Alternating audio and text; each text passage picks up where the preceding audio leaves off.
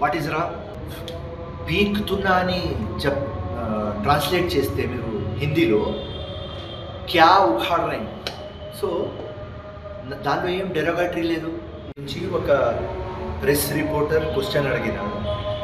అప్పుడు కవిత కూడా interested Jubilee selection అని చెప్పినాను. సో నేను చెప్పిన కవిత ఏం పీక్తుంది, ఇది నా స్లాంగ్ లాంగ్వేజ్. సో తెలుగు ఇప్పుడు నేను నేర్చుకుంటున్నా అండ్ అది ఫ్లోలో వచ్చేసింది.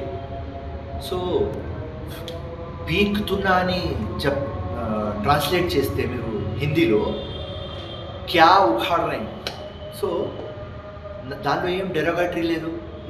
నేను మహిళలకు అట్మోస్ట్ రెస్పెక్ట్ చేసే ఒక వ్యక్తి ఫిరోజ్ ఖాన్. సో ఇది నా స్టైల్ ఆఫ్ భాష.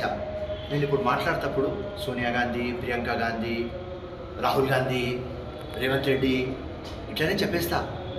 సో కేటీఆర్ పెళ్ళం ఇది చెప్పేస్తా, కవిత.